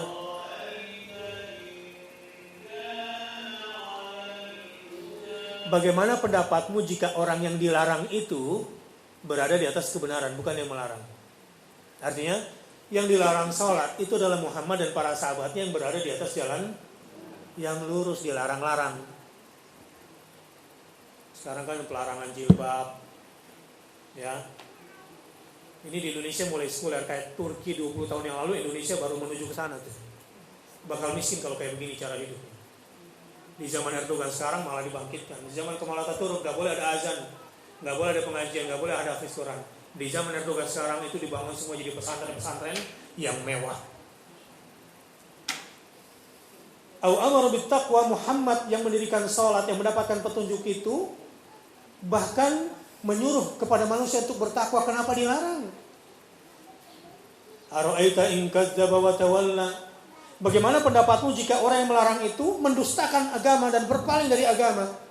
Ini ada dua hal yang kontroversi. Yang dilarang adalah Muhammad dan para sahabatnya. Dilarang sholat padahal berada di atas jalan kebenaran dan mengajak manusia kepada ketakwaan. Ini kelompok Muhammad. Sementara yang melarangnya itu adalah orang-orang yang mendustakan agama dan berpaling dari Allah Subhanahu wa taala. Alam ya'lam bi anna Allah yara. Tidakkah mereka tahu? Tidakkah mereka paham bahwa Allah melihat mereka? Kalla. Sekali-kali tidak. La illam yantahi lanasfa'an bin nasiyah. Sungguh jika dia tidak berhenti berbuat demikian, niscaya kami tarik ubun-ubunnya. Ini ubun-ubun sebagai simbol kelemahan. Dan memang otak dusta itu ada di sini, di ubun-ubun ini. Yang biasa mendustakan itu kalau berpikirnya pakai ubun-ubun. Diajak berdakwah susah, diajak bersedekah susah, diajak berinfak susah, diajak berjuang susah. Kalau untuk maksiat gampang, itu biasanya mikirnya pakai di sini. Aku cabut ubun-ubunnya. Nasiyatin kadzibatin khati'ah. Di sini nasiyah, ubun-ubun, kadzibah, orang yang mendustakan, khati'ah, lagi berdosa. Jadi kesimpulan ulama menurut ayat ini, kalau orang-orang berpikirnya bukan dengan ini, hanya mengandalkan kepala nih, rasio, logika, empiris, biasanya kadzibah, khati'ah. Yang dia pikirkan, keputusannya cenderung menuju kepada kesalahan, kepada dosa, biasanya begitu. Begini, orang kalau lagi dihanyut oleh syahwat itu sebetulnya sedang terpenjara. Cara berpikirnya terpenjara, keputusan-keputusannya juga terpenjara. Orang kalau diserang oleh rasa takut, tapi takutnya bukan kepada Allah, sehebat apapun dia, setinggi apapun pangkat dan jabatannya, wah repot. Orang seperti itu, keputusannya selalu salah yang diambil, karena ada kedustaan dari otak dustanya. Nasiyatin kadzibatin khati'ah. Fal yad'u nadiyah, Allah ancam. Mereka yang mendustakan aku dengan semua kekuasaan yang mereka miliki, panggil semua backing-backingmu, kata Allah. Fal yad'u nadiyah. Siapa sih? Lu partai pemenang, panggil. Siapa jenderal lu? Panggil. Siapa intelijen lu? Panggil di sini. Siapa jenderal lu? Taruh di sini, kata Allah, gitu kira-kira. Kalau selalu mendustakan agamaku dan menggencet orang-orang yang senantiasa mendirikan salat dan menuduh teroris orang-orang yang mengajak kepada takwa, kumpulin semua, barisin di sini. Sanada Uzzabaniya. Untuk semua orang yang antau cabang ini, untuk semua orang yang kamu anggap kuat ini, aku cukup panggilkan satu malaikat Zabaniyah yang akan pegang pergelangan kakinya, disatukan sama lehernya, dilemparkan dengan hina ke dalam neraka. Sanada Uzzabaniya. Kalla la tuti'hu wasjud waqtarib. Perintah terakhir di ayat ini, kalla, janganlah kamu patuh kepadanya. Sujudlah hanya kepada Allah dan dekatkan dirimu hanya kepada Allah Subhanahu wa taala. Jangan tunduk pada orang seperti itu. Dan mendekatkan dirilah kepada Allah, jangan masuk kepada jaringan dia. Ini surah Al-Alaq. Subhanakallahumma wa bihamdika, asyhadu an la ilaha illa anta, astaghfiruka wa atubu ilaik. Assalamualaikum warahmatullahi wabarakatuh. Waalaikumsalam warahmatullahi wabarakatuh. Yang lalu pernah Ustaz menerangkan bahwa insya Allah abad 21 ini adalah abad kebangkitan Islam. Ya. Kalau tidak salah ingat, kemungkinan nanti di daerah Sam, Ya. yang mungkin sekitar Syria dari kajian yang lalu. Yang aktual ini Ustaz masalah ISIS. Fatwa ulama, malah ulama bukan hanya Indonesia saja, sedunia mereka mengecam bahwa ISIS adalah termasuk yang haram karena banyak ditayangkan di media-media, diantaranya juga didukung oleh fatwa ulama-ulama bahwa ISIS mengejar. Pertanyaannya Ustaz, jadi saya dapat SMS, kebetulan ada kerabat juga ikut ke Syria, Amalia di sana. Jadi dia ngirim bahwa itu adalah fitnah, yang itu yang masalah bunuhan dan lain-lain. Jadi SMS-nya diantaranya lebih baik kami dibunuh atau dipotong leher kami daripada kami membunuh satu orang muslim dengan sengaja. Demi Allah, karena kaum muslimilah kami keluar berjihad untuk menjaga darah, harta dan kehormatan mereka. Kami akan selalu mencintai mereka, sekalipun mereka membenci kami. Kami akan selalu memberikan pertolongan kepada mereka, sekalipun mereka menjatuhkan kami. Kami pun ingin mereka tetap hidup meski mereka menginginkan kami mati. Ini sepertinya kita ini hidup saja. Baik, terima kasih. Di tingkat bawah memang mereka bisa berkata seperti itu. Di tingkat menengah, sebagian dari orang-orang yang berjuang di Irak itu memang masih murni seperti itu. Tapi persoalannya di tingkat petinggi mereka itu. Ini masalah besar. Jadi masalah besarnya bukan pada level orang Indonesia yang lagi di dalam. Saya berkata begini, bukan berarti saya berada di sini di ruang berhasil. Saya sudah bertemu langsung juga, dan saya sudah kirimkan tim media saya ke lapangan. Dan sejujurnya dalam waktu dekat juga saya akan kirimkan lagi untuk melihat secara langsung di lapangan dan bertanya langsung, dan kepada teman yang langsung teman itu dibunuh oleh ISIS itu juga kami dapati, baik yang dari Arab maupun yang dari Malaysia. Ya, nah, jadi memang isu ISIS ini udah jadi dagangan di Indonesia. Sekarang begini faktanya, gampangnya begini memahami. Departemen Pertahanan Nasional Amerika memberikan laporan kepada Obama bahwa tahun 2025 akan berdiri khilafah Islamiyah dengan berbagai macam data futuristiknya. Wakil Ketua Parlemen Rusia menyatakan bahwa tahun 2020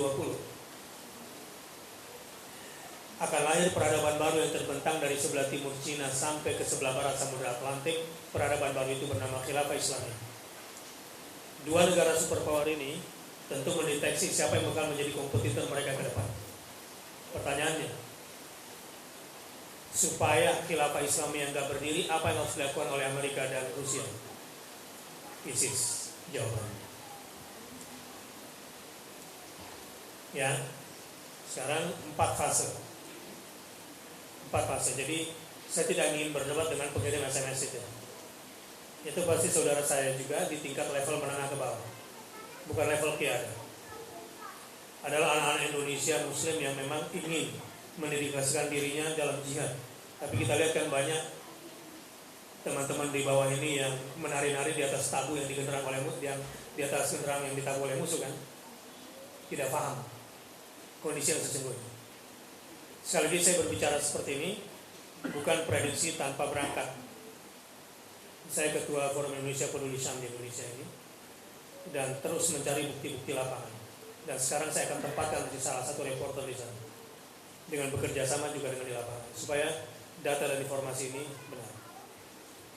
Dan apa yang saya sampaikan adalah juga hasil sebuah pertemuan ulama dunia yang baru kita selenggarakan di Istanbul beberapa minggu yang lalu. Ini sudah kesepakatan besar. 3 musuh besar ulama dunia sekarang: 1, Zionisme; 2, Safawiyah.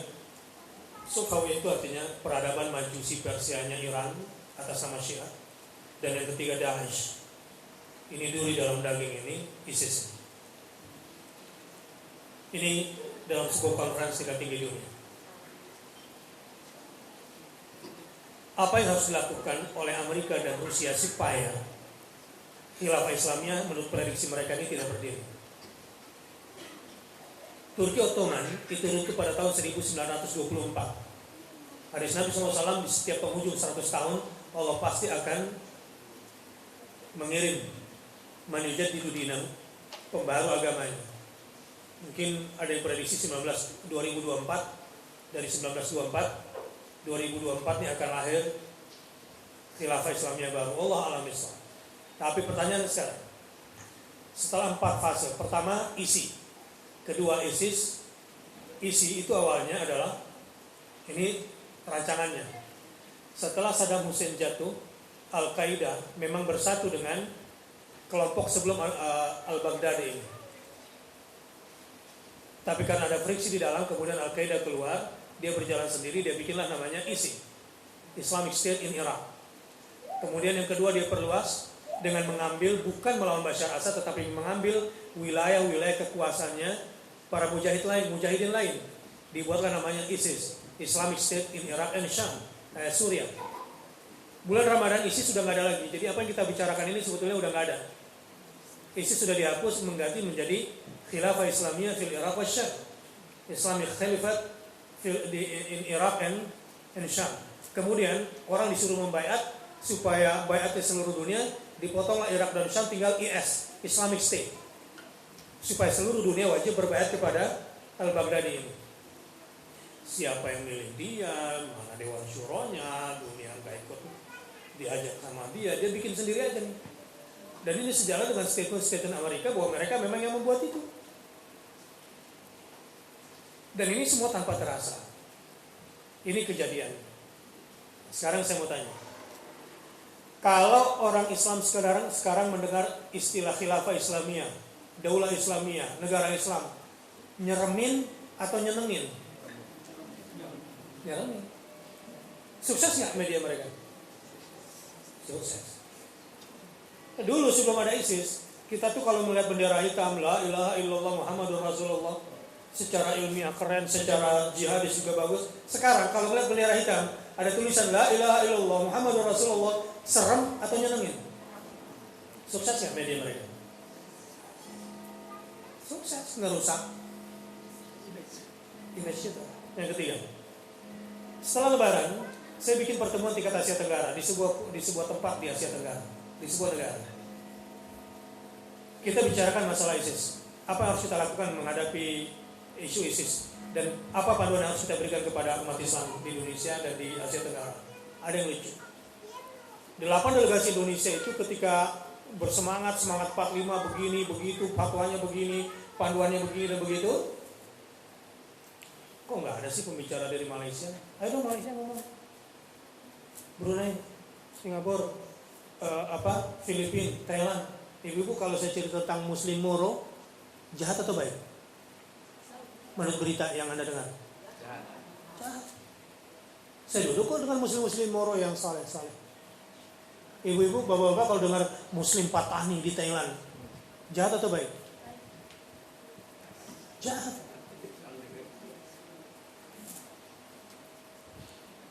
Dan siapa yang ngadarin kenapa ISIS kok kelihatannya potong kepala terus kayak nggak ada baik-baiknya? Itu siapa yang ngadarin itu? Kenapa yang sampai ke tangan handphone Anda itu isinya cuma potong kepala semua? Apa iya ISIS begitu semuanya? Kata Calotong mikir. Coba mikir. Kayaknya gak gitu-gitu banget deh. Tahu apa yang terjadi? Di pertemuan tingkat Asia Tenggara, ulama Asia Tenggara itu, semuanya pada bingung, Indonesia lu apa-apaan sih? Rame banget masalah ISIS.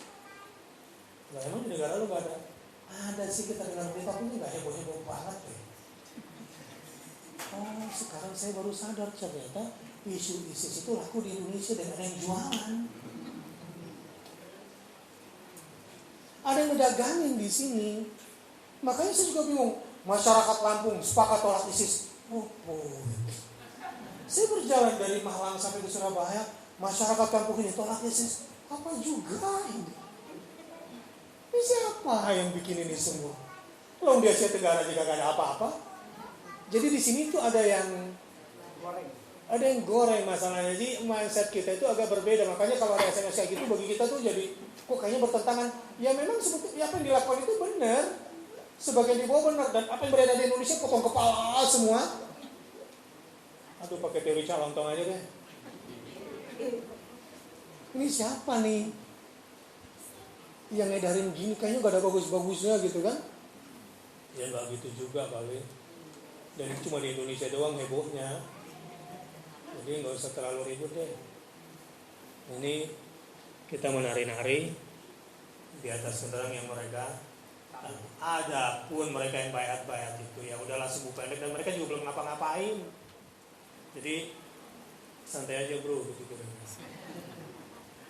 Nah kalaupun nanti dapat SMS dari sana dia bilang kalau memang Anda berada di ISIS dan itu mendapatkan isu yang gak bagus, kenapa Anda gak bergabung dengan mujahidin yang lain? Kan masih banyak. Ada Liwa'ut Tauhid, ada Jabhan Nusrah, ada Ajnadus Syam, ada Ansarus Syam, banyak. Suruh dia nanya sama ulama di Syam bilang ya. Karena di situ gak ada ulamanya di ISIS itu. Ya, saya berbicara begini enaknya karena kita punya pegangan. Prediksi-prediksi gak ngaco. Sama ketika saya berbicara tentang Jokowi sebelum pileg. Ada naluri saya yang mengatakan bakal begini, makanya saya harus cegat di awal. Suka nggak suka urusan belakangan. Setelah itu saya dikonfirmasi oleh tim medianya JK, ketuanya langsung saya jawab. Untuk Islam saya siap berurusan dengan siapapun. Ini bukan soal calon presiden dan bukan presiden, bukan. Ini kalau sampai wakil presidennya kan saya ngomong tanggal 13 Maret. Sebelum pileg, saya juga jangan sampai wakil presidennya gagal. Kalau kemudian isu kalah, ya separuh hati saya agak tenang lah gitu. Asalkan jangan kafir lagi nih wakil presiden. Cuma itu saja tulisannya. Tapi ke depan ini situasinya saya beritahu, liberalisme, sekularisme ini lagi bangkit. Mohon maaf, PKI pun lagi bangkit sekarang. Ini lagi kencang-kencangnya. Rapatkan barisan dan kita tetap jaga persatuan dan kesatuan. Tetap jaga perdamaian, tapi jangan mau ruh jihad dimatikan. Jangan mau ruh jihad dimatikan. Assalamualaikum warahmatullahi wabarakatuh. Ustaz yang sangat menarik mengenai jihad. Tapi Rasulullah setelah perang yang sangat besar itu dia mengatakan raja'na min jihadil asghari ila jihadil akbar ila Rasulullah. jihadun nafsi. Ini yang makna sesungguhnya apakah sampai saat ini masih ada kalimat yang disampaikan Rasulullah kepada para pejuang mujahid, apa yang termasuk para pejuang dan ISIS dan sebagainya atau mujahid? Makasih Ustaz. Pertama, saya ingin katakan bahwa statement itu bukan dari Rasulullah, dan Rasulullah tidak pernah mengatakan itu. Tidak ada riwayatnya. Jadi maudhu, Rasulullah nggak pernah berbicara seperti itu. Cuma ini masyhur. Dan ini dipakai oleh musuh untuk mematikan ruh jihad di dalam tubuh umat Islam. Tapi maknanya benar. Jihad melawan hawa nafsu sendiri itu lebih berat daripada jihad di medan tempur. Maknanya adalah kalau kamu tidak pandai mengendalikan hawa nafsumu, maka kamu tidak akan menang di medan juang. Gak mungkin. Orang yang tidak bisa mengendalikan hawa nafsunya gak akan menang perang jihad nyawa. Makanya 9 ayat mendahulukan jihad harta, dan cuma 1 ayat mendahulukan jihad nyawa. Saya ulangi ya. Dari 10 ayat bercerita tentang jihad harta dan jihad nyawa, 9-nya bercerita dulu mendahulukan wajahidu bi amwalikum wa anfusikum. Berjihadlah dengan hartamu dan nyawamu. Jadi kalau masih cinta dunia, nggak mungkin berani jihad nyawa, nggak berani. Jadi kamu harus berkorban dulu, perangi hawa nafsumu dulu, baru kamu bisa menang melawan jihad nyawa. Jadi perangi dulu hawa nafsumu terhadap cinta dunia itu. Dalam tafsir Sa'di disebutkan, nggak akan menang orang Islam perang jihadun nafas, ya jihad perang nyawa, sebelum mereka berani jihad harta dulu. Perangi hawa nafsu dengan cara berinfak. Yang kedua, cuma 1 ayat di dalam Al-Quran yang mendahulukan jihad nyawa. 9-1-1-1. Pada surat 9 ayat 1-1-1. Sengaja saya sebutkan ini supaya ingat kata-kata 9-1-1, 9-11. 9-11 itu harus dijawab dengan 9-1-1. Surat At-Taubah ayat 111, Innallaha ashtara minal mu'minina anfusahum, baru gitu. Wa amwalahum. Cuma 1 ayat ini mendahulukan jihad nyawa, baru jihad harta. Sesungguhnya Allah telah membeli. Jadi transaksi sudah terjadi. Kalau orang itu beriman, Allah telah membeli dari orang beriman nyawa mereka. Kalau Allah sudah bertransaksi seperti itu, maka harta mereka pun sudah milik Allah Subhanahu wa taala. Jadi kalau kita tidak berani jihad harta, maka nyawa yang akan diambil oleh Allah Subhanahu wa taala. Untuk itu, selama rakyat Indonesia tidak mau berjihad harta untuk negara yang berdaulat, nggak akan Indonesia ini berdaulat. Yang ada adalah menjual Indonesia. Dibutuhkan pemimpin-pemimpin di Indonesia ini yang berani tegas. Saya bangga dengan Erdogan. Saya perhatikan bahasa tubuhnya, tangannya itu begini sambil megang buku. Di Economic World Forum, tingkat kepala dunia, ketika didudukan sejajar dengan Shimon Peres. Saya tidak sudi duduk satu kursi dengan Anda di forum ini karena Anda telah membunuh saudara-saudara saya. Tinggalkan itu Shimon Peres. Presiden mana orang Islam di dunia yang berani? Ini World Economic Forum tingkat kepala. Kalau pemimpinnya udah kayak begitu, kata untuk Wiryo, kata orang Jogja ini, Ahmad, Burkan, kamu menjadi saksi ketika dia akan diangkat menjadi Hamengkubuwono. Murtad saya kalau saya menjadi pemerintah di Jawa atas restu penjajah. Murtad saya. Mana ada calon pemimpin yang gak minta izin sama penjajah sekarang?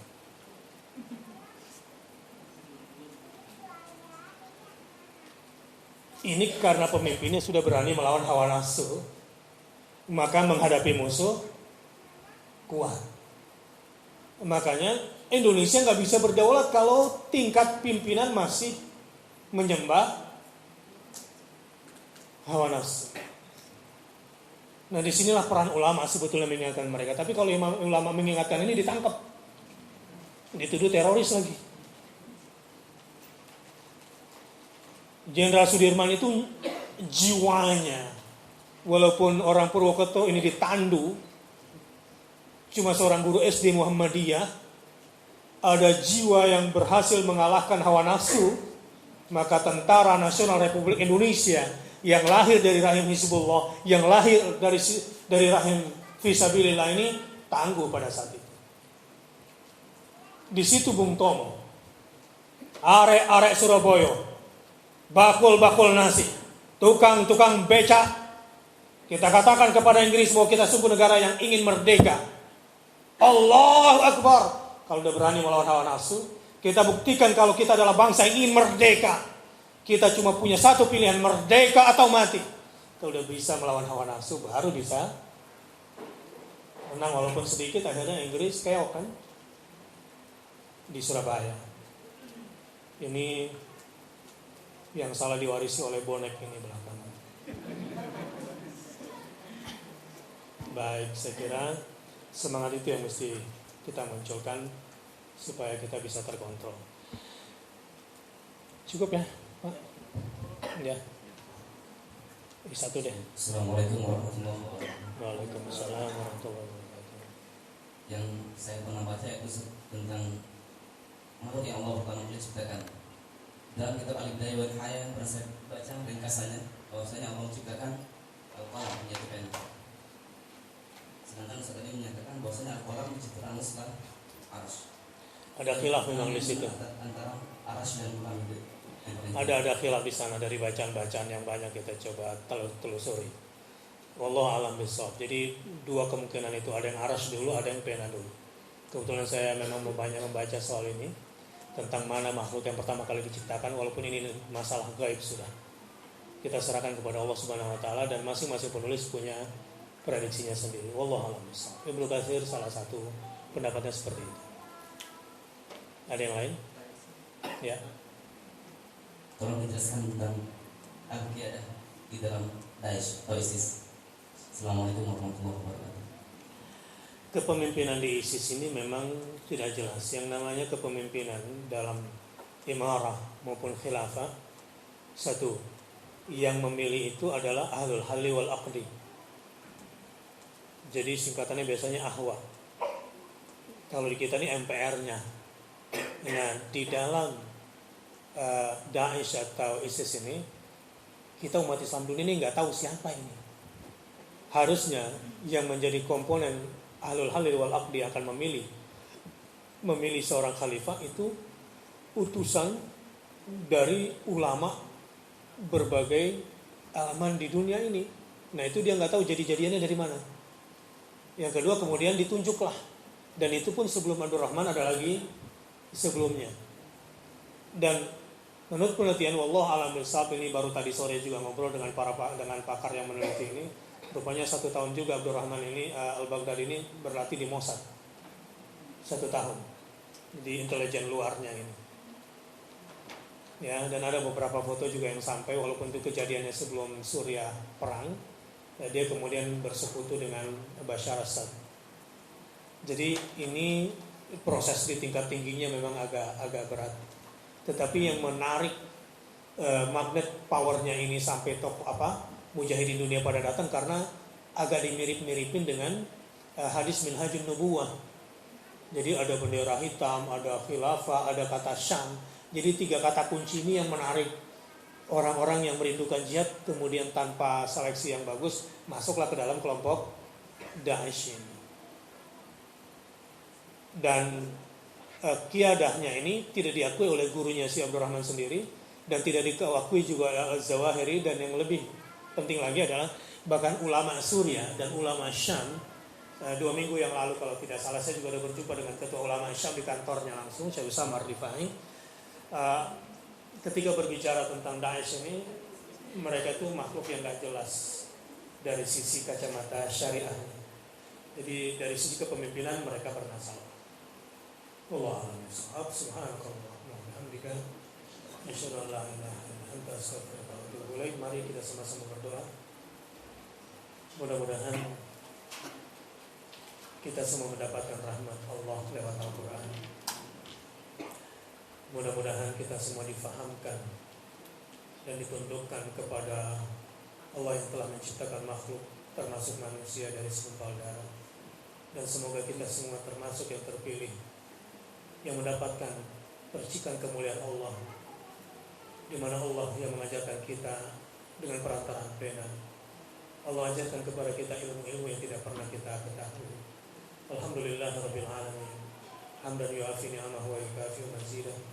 Ya Rabbana walakal hamdu kama yanbaghi li jalali wajhikal karim wa 'azimi sultanik. Allahumma shalli ala Muhammad wa ala ali Muhammad. Allahumma anta rabbana la ilaha illa anta khalaqtana wa nahnu ibaduk wa nahnu ala ahdika wa wa'dika mastata'na na'udzu bika min syarri ma sana'na nabu'u laka bi ni'matika 'alaina wa nabu'u bi dhunubina faghfir lana fa innahu la yaghfiru dhunuba illa anta. Allahumma anfa'na bima 'allamtana wa 'allimna ma yanfa'una warzuqna 'ilman tanfa'una fid dini wad dunya wal akhirah. Rabbana hab lana min azwajina wa dhurriyyatina qurrata a'yun waj'alna lil muttaqina imama. Allahumma inna nas'aluka bi asma'ikal husna wa sifatikal ula an taj'ala al-Qur'an rabi'a qulubina wa nu'a sudurina wa jalaa'a ahzanina wa dhahaba humumina wa humumina bi rahmatika ya arhamar rahimin. Rabbana taqabbal minna innaka antas samiul alim wa tub 'alaina innaka antat tawwabur rahim. Allahumma a'izzal islam wal muslimin wa ahlikil kafarata wal musyrikin. Allahumma alif baina qulubina, Allahumma alif baina qulubil muslimin. Allahumma ansur man nasara ad-din wa khudul man khadala muslimin. Allahumma ansur al-mujahidin fi kulli makan. Rabbana atina fid dunya hasanah wa fil akhirati hasanah wa qina adzaban nar. Wa sallallahu ala khairi khalqihi Muhammadin sallallahu alaihi wasallam. Subhana rabbika rabbil izzati amma yasifun wa salamun alal mursalin walhamdulillahi rabbil alamin.